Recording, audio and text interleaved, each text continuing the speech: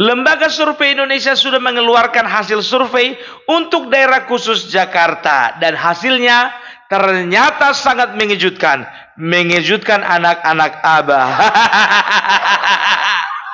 Karena apa? Ternyata setelah disurvei yang golput hanya sekitar 3%. Mau buat apa kalian dengan 3%? Mau buat apa? Tapi itu nantilah dulu kita bahas. Karena 3% ini sama aku nggak masuk era ini. Biarlah di akhir-akhir video itu. Kita mau bahas dulu. Mulai peringkat pertama, kedua, ketiga. Kita bahas yang bertanding. Untuk apa kita bahas yang nggak ikut bertanding? Ya kan? Jadi untuk hasil survei yang diperoleh oleh Ridwan Kamil dan Suswono adalah 81,8%. Luar biasa ini. Kalau kayak gini ceritanya tinggal nanti aja ini.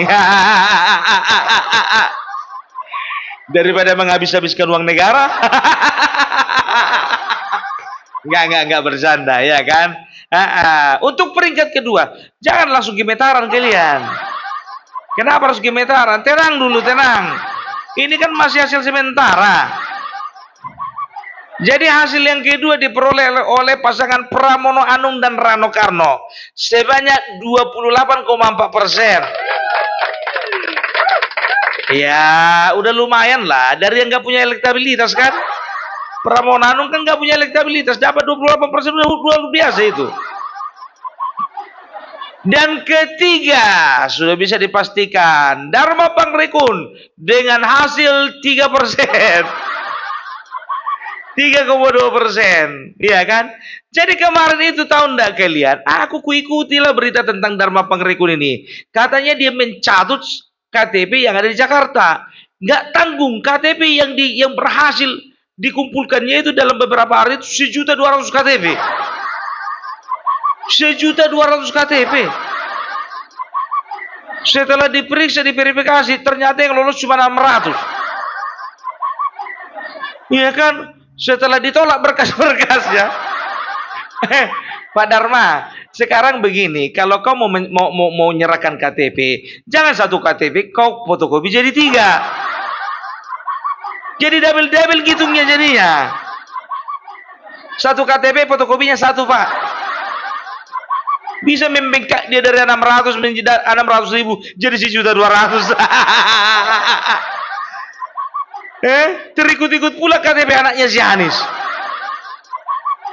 Aduh, ini perlu selidiki dulu ini siapa ini Bapak RT-nya ini. Kok bisa nyampe KTP ke tangan Dharma Pangrekun? Setelah dilakukan perbaikan sekitar 720.000 suara. 720.000 KTP yang sudah bisa dikumpulkan. Ingat ini. Kalau 720.000 KTP dibagi dengan 8.200.000 karena total pemilih 8.200.000, harusnya yang kau dapatkan itu Pak Dharma ada sekitar 8%. Berarti menguap 5% lagi. Mana nyo? Betulnya KTP itu mereka menyerahkan dengan sukarela atau cuma ngasih KTP aja kalau milih enggak?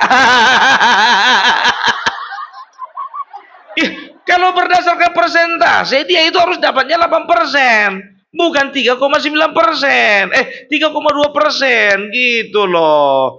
Nah, yang golput sudah dibikin simulasi yang golput itu cuma 3,9%. Jadi daripada capek-capek kalian mencoblos tiga-tiganya, lebih bagus cicing wae di rumah. Gak sesuai cicing wae mah di mah. Ngeraken. Iya, ngapain coba? Iya kan? Kalau taunya segitu hasilnya udah diam aja di rumah lah. Ini pakai mau ngasah-ngasah golok segala. Aduh, ya. Apakah hasil survei bisa berubah putar balik? Bisa. Tapi biasanya nggak terlalu besar itu jaraknya. Perubahannya itu nggak apa? Pergeseran angka itu nggak terlalu jauh. Ya 51,8% bergeser itu jadi 52,5%. Segitu-gitunya itu. Jadi begini ya, Kenapa? Jadi ada beberapa faktor yang membuat suara Ridwan Kamil itu memang betul-betul menjadi membludak. Yang pertama, begini. Ini faktor elektabilitas. Dari ketiga-tiga paslon yang sempat mempunyai elektabilitas itu hanya Ridwan Kamil. Kita bisa tahu, walaupun elektabilitasnya rendah, ya dibandingkan dengan Anies Baswedan dan juga Ahok, ya, tapi oleh karena Ridwan Kamil berhasil diusung dan berhasil mendapatkan dukungan dari partai, bahkan hampir semua partai, nggak seperti si Anies. Akhirnya apa? Itulah menjadi modalnya, ya, modal Ridwan Kamil untuk mendapatkan angka yang signifikan. Itu yang pertama, karena memang beliau sudah mempunyai elektabilitas, sudah punya angka. Pramono Anung kan enggak gitu loh, ya. Itu dia. Jadi kalau di ini secara pribadi nih, secara per paslon. Kalau misalnya satu paslon, ya, kalau untuk Ridwan Kamil saja yang maju, survei membuktikan beliau itu mendapatkan sekitar 58%, ya, 58% suara. Tapi kalau sudah dipasangkan dengan Suswono, mendapatkan nilai sebesar 51,8%. Ya lumayan lah, ya. Begitu juga Pramono Anung. Ketika Pramono Anung namanya diajukan sendiri, disurvei sendiri, dia hanya mendapatkan sekitar 20%. Tapi ketika dipasangkan dengan Rano Karno, dia mendapatkan sekitar 28%. Itu dia. Dharma Pangrekun sama aja. Mau dipasangkan nggak dipasangkan segitu-gitu juga. Nggak ngaruh. Jadi faktor yang pertama tadi itu elektabilitas, ya. Jadi mau dia sendiri ataupun dengan Suswono, elektabilitasnya tetap tinggi. Baru yang kedua, faktor yang membuat Ridwan Kamil mendapatkan suara yang besar karena beliau itu sudah punya pengalaman di pemerintahan, ya. Dibandingkan dengan Pramono Anung dan juga dibandingkan Dharma Pangrekun, ya. Walaupun yang satu polisi dan satu juga sekretaris kabinet, tapi yang kita cari kan, kita kan sekarang kan memilih kepala daerah, bukan sekretaris kabinet. Dan juga bukan memilih Kapolres atau Kapolda. Yang kita pilih ini kepala daerah. Jadi kalau misalnya Ridwan Kamil itu sudah punya pengalaman, ya, satu periode menjadi wali kota dan satu periode lagi menjadi gubernur Jawa Barat. Jadi sudah punya pengalaman lah di pemerintahan. Yang ketiga, faktor apa yang membuat Ridwan Kamil mendapatkan jumlah suara yang signifikan, ya, karena dia itu paham bagaimana caranya membangun kota, membangun sebuah daerah, ya. Jadi bukan cuma pengalaman di pemerintahan, tapi pengalaman secara akademik dan juga pengalaman secara praktis. Itu dia. Nah, ya kan, walaupun Pramono Anung itu di sekretaris kabinet, tapi kan dia nggak punya pengalaman menata kota. Tapi masih mending lah daripada Anies hanya menata kata. Meskipun wakilnya itu adalah Bang Rano Karno, ya, tapi kemarin itu dia menjadi wakil. Dia jadi gubernur itu kan karena kan gubernur sebelumnya yang dia gantikan itu kan tersangkut kasus korupsi. Itu dia. Itu yang ketiga. Faktor keempat, kita sudah tahu bagaimana sepak terjangnya Ridwan Kamil di Jawa Barat. Beliau adalah satu sosok yang bisa dikatakan sangat melawan dengan yang namanya praktek-praktek korupsi. Jadi bisa dikatakan dia cukup bersih lah untuk dipilih, ya. Itu untuk dari faktor, ya, dari Ridwan Kamilnya. Sekarang dari faktor pemilih, dari sudut pandang pemilih, ya. Kalau pemilih Anies, ya, bisa kita katakan, ingat ini ya, yang dulu pilih Anies tahun 2017, ya, bisa dipastikan tidak semuanya golput. Ya, ini sudah disurvei, tidak semuanya golput. Karena apa? Pemilih Anies akan sebagian besar masuk kepada pemilihnya, akan bergabung dengan para pemilihnya Ridwan Kamil. Kenapa? Karena ada faktor PKS. Ada Suswono di situ, ya bisa dikatakan itu adalah salah satu eh, apa namanya, pendongkrak suara ya. Kan udah aku bilang ya, kalau pilkada Jakarta itu akan aman kalau Anies nggak ada. Bakalan ribut kalau Anies ada. Sedangkan nggak ikut pun dia ribut. Itu dia. Pemilih berikutnya ya yang bisa dikatakan akan menjadi pemilih ya Ridwan Kamil adalah Ahoker. Jadi begini ya, orang ketika sudah dikecewakan ya, contoh begini ya, anak-anak kalau kepengen permen diganti sama coklat padahal hatinya kepengen permen, nggak akan mau itu. Karena apa? Ya karena dia berpikir permen itu adalah yang terbaik untuk dia. Begitu juga Ahokers. Bagi mereka Ahok tidak tergantikan, daripada milih yang penggantinya, lebih bagus diarahkan pilihan kepada yang lain. Karena logika mereka akan bermain gitu loh, ya kan? Mereka akan bermain, satu bermain perasaan, satu berpikir logika. Orang ya yang kerja kerasnya sama seperti Ahok hanyalah Ridwan Kamil. Kalau kukatakan sebagian besar Ahoker ya itu pasti akan ke Ridwan Kamil. Yakinlah kalian, itu makanya aku bilang jangan kita itu terlalu pede bahwasanya Ahoker itu bakalan masuk ke ceruknya PDIP semua, belum tentu. Itu dia ya. Jadi kalau bisa dikatakan ya, untuk survei ini adalah survei yang memang betul-betul independen ya, tidak berpihak pada satu paslon manapun. Tapi itulah untungnya. Untungnya Pramono Anung dan Rano Karno dewasa menyikapi survei tersebut. Ya, mereka tidak ada keluar-keluar mengatakan bahwasanya lembaga survei Indonesia itu sudah dibayar. Masih lebih dewasa lah dia daripada si Ganjar. Ya, itu dia. Ya mereka mengatakan bahwasanya ya kalau memang seperti itu lembaga surveinya, ini dari juru bicaranya sendiri ya, mengatakan di sebuah acara mengatakan ya kalau memang seperti itu surveinya kami menerima dengan lapang dada dan juga dengan senang hati. Karena kami berpikir dari yang tidak punya elektabilitas sekarang mendapat lompatan yang signifikan menjadi 28%. Kita harus apresiasi opini dan juga pendapat dari opini sama pendapat sama ya. Opini dan juga analisa dari juru bicara Pramono Anung tersebut. Iya. Dharma Pangrekun juru bicaranya hadir nggak? Aduh, kalau ku tengok dari calon yang ini, yang satu ini, kurasa yang penting ikut aja lah. Biar ada pengalaman gitu loh.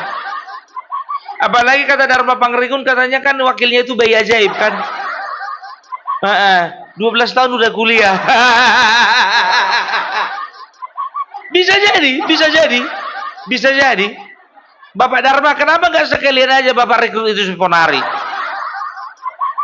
Kalau masalah ajaib-ajaib nggak perlu disebarluaskan ke publik, Pak.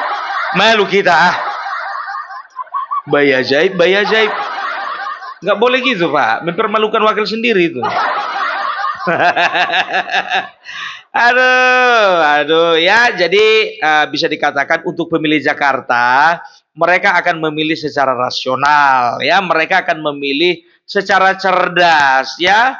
Dari ketiga paslon tersebut ya, Jakarta pasti akan memilih yang terbaik. Dan siapa yang terbaik? Sudah pasti Ridwan Kamil. Opung nggak berimbang beritanya. Aku di sini bukan menjadi buzzer, tidak, karena ini menurut sudut pandangku dari segi pengalaman, dari segi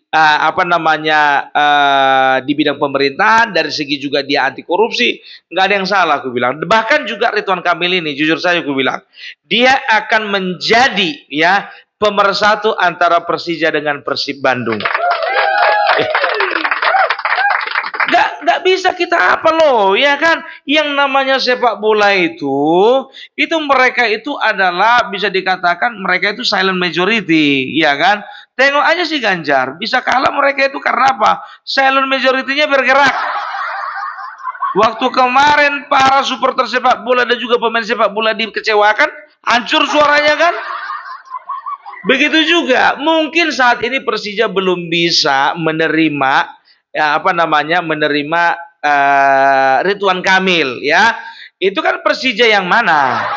Enggak semuanya, ya kan begitu. Tapi kurasa kalau misalnya dilakukan pendekatan, aku yakin ya, persepak bolaan di Indonesia ini seperti Persib dan juga Persija, mereka akan biasa dengan ketentraman dan kedamaian. Karena apa? Ya, karena apa? Karena sosok Ridwan Kamil. Iya dong, nggak kayak sebelah, disuruh-suruh masanya itu mengasah golok. Pemimpin apa itu? Nanti kalau misalnya mereka melakukan perusakan terhadap tempat-tempat halte-halte, maka kita akan lawan.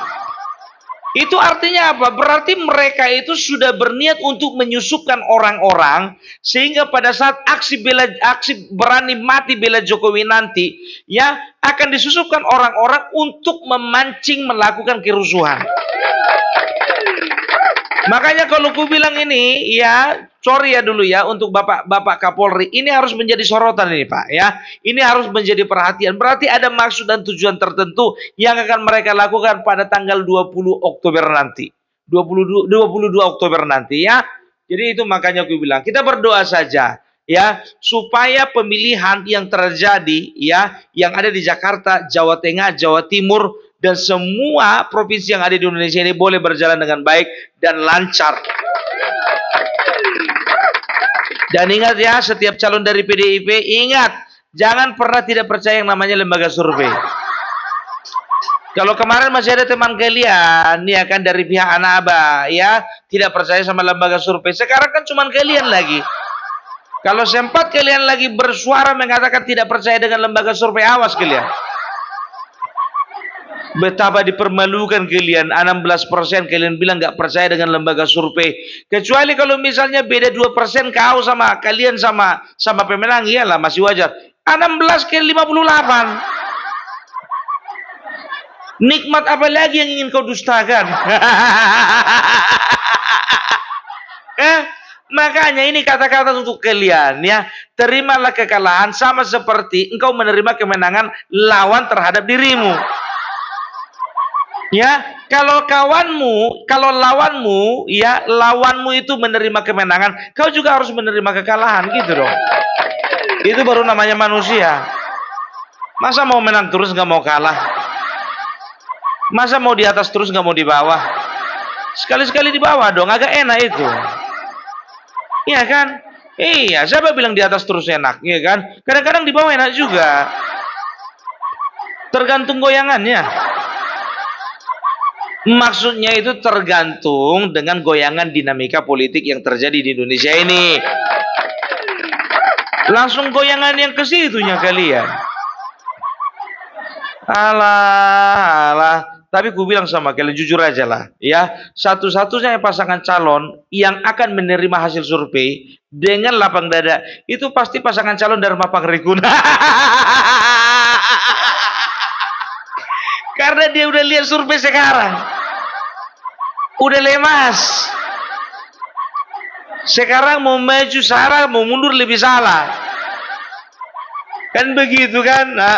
Ya kan? Banyak yang bilang itu, Pung, bela lah Dharma Pangrekun itu. Dia pasti bekerja lebih total daripada Ahok katanya. Ada itu masuk ke komentarku. I'm sorry to say. Aku masih lebih memilih Ridwan Kamil daripada Dharma. Bahkan kalau diberhadapkan pilihan, lebih pilih aku Anies daripada si Dharma. Gitu loh, ya kan? Karena tahu aku. Aku udah lama ini ikuti si Dharma ini. Mulai dari zaman COVID-19 kemarin. Ya kan? Yang lain percaya dengan COVID, kawan ini enggak.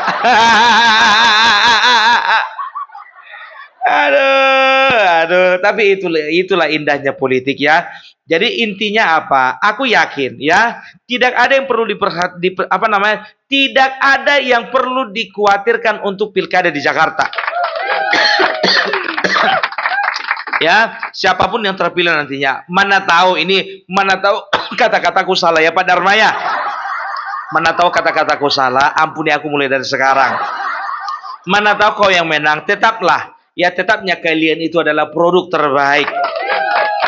Iya, ya yang aku sebetulnya nggak terlalu bersyukur ya dengan adanya Pramono Anung dan juga Dharma Pangrekun. Enggak, bukan itu. Yang kusyukuri Anies nggak ikut, itu aja.